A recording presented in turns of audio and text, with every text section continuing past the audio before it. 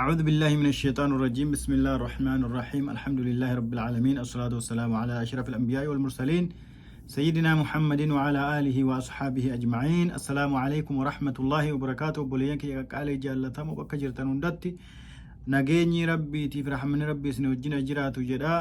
yaadachiisa kiyya kanin waa'ee araarama rabbii kadhachuu dhiifama rabbii gaafachuu gara rabbii deebuu irraa kanin dubbataa ture viidiyoo sagalaffaadha kuni viidiyooleen kun haalaan dhugumatti waan namni silaa dhaggeeffatee irraallee bu'aa argachuu qabudha. Kanaaf yoo dhaggeeffattee bu'aa xiqqoollee irraa buufattee nama biraatiinis ga'e akka nama biraallee bu'aa irraa buufatu warra subhaanahu wa ta'ala rabbiin subhaanahu wa ta'ala warra waan dubbatuu fi waan dhaggeeffatutti bu'aa irraa buufate rabbiin haa godhu. Viidiyoo irraa keessatti viidiyoo gabaabduu irraa kana keessatti wanni warraa waraabuuf deemu faayidaa toobaan rabbii ofii dhiifama gaafachuun yaa rabbi naaf araarame nin balleesse jetteeti rabbii kee dhiifama gaafachuun istighfaara arraba keeti yeroo hunda istighfaara deddeebisuun yaa rabbi naaf araarame qalbii keerraa waan hamtuu duraan dalagaartu sana hunda dhiiftee yaa rabbii kee naaf araarame waan ammaan duraa jettee rabbii kee dhiifama gaafachuun sadarkaa inni qabu takkees galata inni qabu takkees bu'aa inni siif qabu addunyaa kanarratti tu akhiraan gahin jechuudha. Yeroo hedduu wanni dhageenyu rabbi yoo kana goote jannata keessatti sana sii godhaadhaa miti. Arrammoo kan irraa dubbachuuf deemu yoo ati istighfaara godhatte yoo ati rabbii kee rahmata rabbii kee dhiifama gaafatte rabbiin subhaanahu wa ta'ala bu'aa takkees galata rabbiin addunyaa kana siif galchuurraa dubbannaa jechuudha. Rabbiin subhaanahu wa ta'ala maal jedhe quraana keessatti وما كان الله ليعذبهم وأنت فيهم وما كان الله معذبهم وهم يستغفرون رب سبحانه وتعالى انتان كان إنسان كان قطعته وسوءة كيس جرتو يا نبي محمد يا صلى الله عليه وسلم وسوءة كيس جرتو كان رب أمتك كان قطعته أمتك كان عذب انتان عذاب التبوسي مال جتشو لكن ergamaan rabbi alayhi salaatu wassalaam ummata keessa jiraachuun lubbuun inni jiraachuun yeroo sana keessatti ummata qixaata rabbii irra nagaa godhachuudha. Inni rahmata rabbiin subhaanahu wa ta'ala rahmataaf isa erge. Innummaan isaan keessa jiraachuuf kanuma isaan silaa qixaata rabbi irraa adabbii takkiisi qixaata adabbii rabbi irraa haqa godhatan kana rabbiin sababa nabi Muhammad sallallahu alaihi wasallam keessa jiruun isaan hin qixaanne jechuudha. Yeroo ammaa yeroo keenya kana keessoo ergamaan rabbi alayhi salaatu wassalaam nu wajjin hin jiru. wanni rabbiin waasintaa takkiis wabii inni nuuf kenne maali وما كان الله معذبهم وهم يستغفرون ربين كان إنسان كتاب تاني كان إنسان عذب تاني إساني رحمة إيفما ربي إساني قافة الله أكبر مال جتشو أكيشون إيفما ربي كي قافتشون يا ربي نافر رميتشون كتاب دنيا خنار رالي نقاسي باستشون ربين سنين كتاب جي waadaan obseen jechuudha. Sii araarama rabbii gaafataa jiru. Duniyaa kana irratti meeqa qixaadhama sababa dilii isaatiitiin. Rakkinni arra ilmi namaa keessa seenu hundinuu sababa maaliitiin? Sababa dilii isaatiitiin. وأعوذ بك من شر وأعوذ بك من شر ما صنعت كنا كما ربي عليه الصلاة والسلام نبرس دعائي كسدي يا رب ستن بقدا تكي سينن تفما هم توان دلغيرا وني تدلد هندنو دينا تدلد هندنو هم توني سي دنيا كنست واخرات توسغويات كستو قفت يسجول كنا بيوت مربي كدي فما غافت ربين عذاب سن راسيتي سجول سلاقت آتا هم تو سبب بدي كيتين سترفتو سنه اكسيدنا توملا دكوبا توملا rakkina kara ijoollee keessatti dhufuun ta'uu mala rakkina kara jaartii rakkina kara jaarsaa rakkina kara qabeenyaa rakkina kara azaaba qixaaddi gara meeqaan jira rabbiin waa meeqaan si garafuu danda'a jechuudha sababa dilii keetiitiin rabbiin sababa dilii keetiitiin qaamuma keenya keessaan si garafuu danda'a jechuudha Allahu akbar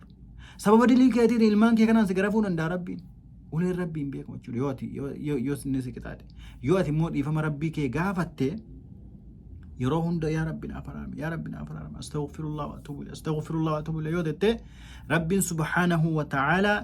sin hin qixaatu jechuudha. Isaanii dhiifama gaafatu ani numaa hin qixaatu jee rabbiin subhaanahu wa ta'ala. Isaan kana hin adabu jedhe. Isaan kana hin azabu jee rabbiin subhaanahu wa ta'ala. Maal baranne kana keessatti baay'ee faayidaa toobaa rabbi ofii dhiifama gaafachuun takkis istighfaarri qaburraa rabbiin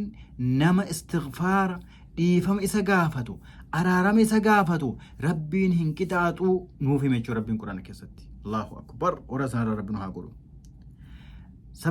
faayidaan lammaffaan kan irraa dubbannu anna al-istighfaara sababun limataa'i al-hasan fi dunyaa dhiifama rabbi gaafachuun sababa ati jireenya gaarii jireenya qananii duniyaa kana keessatti illee argattu sii ta'a jechuudha. Ragaan kanaa maali? Quraana keessatti rabbiin maal jedhe? وأن استغفروا ربكم ثم توبوا إليه يمتعكم متاعا حسنا إلى أجل مسمى ويؤتي كل ذي فضل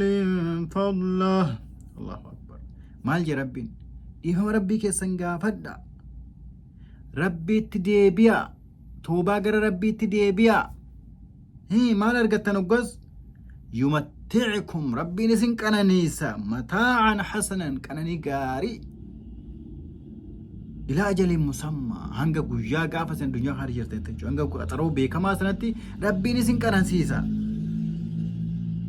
maal nu kenna nami toobaa dhiifama rabbii gaafatu nami gara rabbiitti deebu rabbiin duniyaa kana irratti leessa kanaan hisaa nuuf kenna jechuudha. Suuratu Nuux keessatti maal jee rabbiin subhaanahu wa ta'ala ogguu nabi Nuux nutti himu rabbiin subhaanahu wa ta'ala فقلت استغفروا ربكم إنه كان غفارا مال جي نبي نوح أمة سادين يا ربي أنوان جري أمة كان اتمي وان ربي اتمي هون بتدبر سجود ربي مال جري نبي نوح كنف إسيود إيفما قافتن استغفروا ربكم ربي كيسن إيفما قافتا إنه كان غفارا ربي إنما في الركوتا يرسل السماء عليكم مدرارا سمي كان ربي روبان اسني فرق روبه الدوران روبه الدو جون مال يجور قوفة جور قبين يجور جرين يجور ويمددكم بأموال وبنين ربي اسني بلسا مال هوريد آفي المان إن لسن تبلسا يوسن أرارم ربي قافتن قرآن أكون ربي دبتا جرا ربي سين جاجرا يو اسن ربي كيسن إيفما قافتن مال أرقتن ربين اسني بلسا وريل لسني بلسا أتقر وقو جتو قوري فريفم ربي كي قافتو وري دنيا برقوفا وري دنيا برباچاف كنافين قوتو جور يا ربي نافرار متي أك ربي كي برا إيفم قافتو ربي قافتا قرور سوامن ربين سيكن نمو الدنيا كان رت اللي ست بلسا جور وبنين ويجعل لكم جنات ويرو الداسني بقول ويجعل لكم أنهارا لقيوان الله أكبر كم فايدة ماليد فايدة استغفارة تكيس أرارم ربي قافتشون ربي كرتشون قبراتي يجول أما اللي آيات براك يا ستي مال جيري ويا قوم استغفروا ربكم ثم توبوا إليه يرسل السماء عليكم مدرارا نبي هود أمة ساتي مال جيري يا أمتك ربي كيسمي أرارم قافدا قر ربي كيسنتي ديبئا يرسل السماء عليكم مدرارا ربي سو روبا ادو سميد اغنسني بوسا ويزيدكم قوة الى قوتكم هم اللي هم نسن قبل اتسني دي ايد ربي يوم القوتن يو اسن يفهم ربي غافتني غير ربي تديبتا الله اكبر آياتكم ما آياتك انا آيات عليك انا كسات مال ارغاجر فايدا ربي ارارم ربي او في غافتشون قبو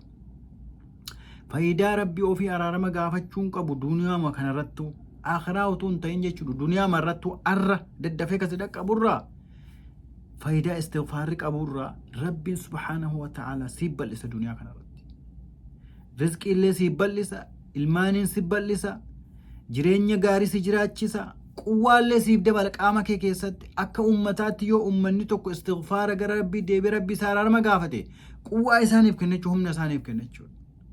ومني كان يسلا رجال ربي ديبي استغفار ربي كراتي ربي ساتوبته قوة أما ندرن كم نرجع تجور ربي وادا سير ويزيدكم قوة إلى قوتكم قوة سنا أما ندرن كم هم نسنا أما ندرن كم هم نس التسنيد أجي ربي سبحانه وتعالى كناف استغفار ربي وفي دي فما قافتشون جرى ربي تديبون بؤالي هدوك أبو لين كي يقال جالتهم فيديو لي سجلن دبرن كنا كيسد wannin irraa dubbataa ture wannin lubbuu biyyatti kakaasee isinilleetti kakaasaa ture akka gara rabbiitti deebinu akka waan hamtuu ammaan dura dalagaa turre irraa dhaabbannee rabbii keenya deebinee yeroo hunda araarama rabbii keenya gaafannu maaliif wanni rabbiin tolli nutti oole tola hedduudha rabbiin tola hedduu sitti oole tola hedduu natti oole akkasuma waliin nuti immoo qaalii rabbii amirii rabbii ajajii rabbii guutaan jirru waan inni irraa dhaabbadhaa jedhe irraa dhaabbataan jirru waan inni godhaa jedhe godhaan jirru. Kanaaf wanni nu barbaachisu maali? Of ilaallee gallallaallee gara rabbii keenyaa deebinee rabbii keenya dhiifama gaafannee sawaaba gurguddaa rabbiin subhaanahu wa ta'aalaa toobaadhaa fi gara isaatti deebuu irratti namaaf kennu kan akka waliin argannu yaamichi kiyya lubbuu kiyyallee yaamee isinillee yaamaa jira. Gara toobaatti ha deebinu, gara rabbiitti ha deebinu. Karaan nu baasu tokkitti kana malee hin jiru wallaahi karaan nama baasa rabbii ofii dhiifama gaafachuu, rabbii ofiitti amanuu, dalagaa gaarii dalagu, bakka hin taane irraa dhaabbachuu qofatu duniyaatti illee nu baasee akhiraatti illee nu baasa jechuudha. Kanaaf obboleeyyan kiyya haa toobbannu, gara rabbiitti haa dhiyaannu. Warra rabbiin subhaanahu wa ta'aalaa toobaa isaanii irraa qeebale rabbi nu haa godhu. Yaa rabbi toobaa keenya yaa rabbi nurraa qeebali. Subhaana rabbika rabbil izzati amma yasifuun wa salaamun alal mursaliin walhamdulillahi rabbil aalamiin.